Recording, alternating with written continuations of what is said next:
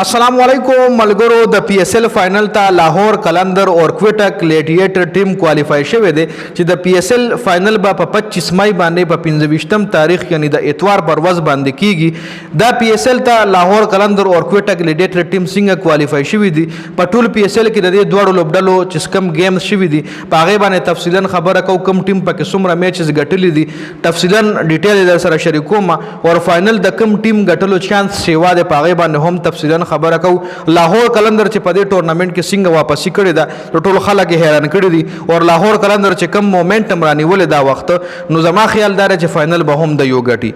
کوټا ګلیډیټر نه با فائنل لاهور کلندر چانس سیوازه کده چې لاهور کلندر ټیم په ډیر ښه مومنټم کې دا وخت روان دي اي چې کم ویننګ ټریک باندې روان دي لګي دا چې دای په فائنل کې کوټا ګلیډیټر ته هم شکست ورکي کوټا ګلیډیټر او لاهور کلندر پښتانه چې کم دي د دواړو ټیمانو سپورټران دي د لاهور کلندر فینس هم په پښتنو کې سیوا دي او دا کوټا ګلیډیټر ټیم چې کم دی خو د پښتنو ټیم نو دا غي هم فینس فالوورز چې کم دي پښتانه دي جی نو فائنل با ډیر ګرم فائنل کیږي او د دواړو سپورټ ډیر زیات سیوا دی په دې PSL کې کومګو ګورو کوټا ګلیډیټر ټوټل 11 میچونه کړی دي جی 11 میچونو کې کوټا ګلیډیټر ګټلې دي 8 میچونه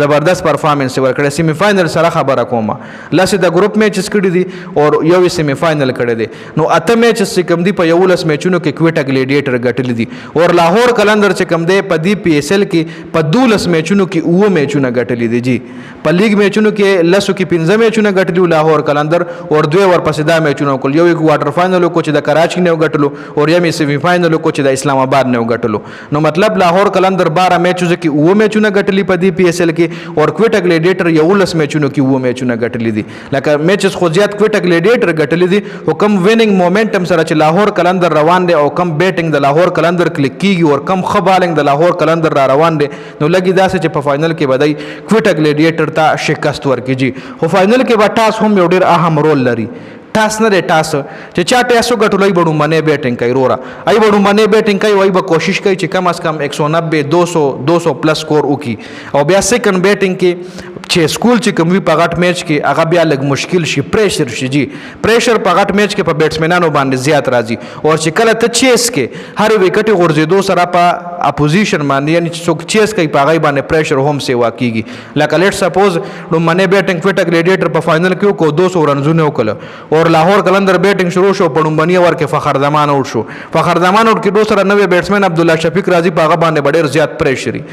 ځکه به چې 200 رنزونه هم چې کېدل دی فائنل میچ ته کراود به هم سیوا راغلی وي نو هر بیټسمن چې کم راځي په هغه باندې پریشر سیوا وي او دوه درې وکټ چې د پروز لکه څنګه چې پرون میچ کې اسلام آباد یونایټډ نه لاهور کلندر دوه وکټ وغورځولې په درې رنزونو باندې بس د اسلام آباد یونایټډ ملای ماته کا بیا اسلام آباد یونایټډ ټیم ته اسلام آباد یونایټډ ټیم میچ ته واپسونه کا چې کله رومبنۍ دوه وکټ ته پریوته په 33 درې وکټ پریوته تقریبا 48 سلورم وکټ پریوته نو بیا هغه ویننګ ټریک ترانه غي بیا هغه مومنټم راو نه نیو نو ځکه د لوی ما ټاس چې کم دی دا په فائنل کې ډېر اهم رول لري او کم ټیم چې ټاس غټي به بیټینګ کوي او به کوشش کوي چې زیات سکور وکړي او بیا په سیکنډ بیټینګ والا باندې پریشر ور واچي نو تاسو په خیال باندې فائنل غټلو چانس د چا سیوا دي تاسو خپل رائے ما سره په کمنټ کې شریک کول شئ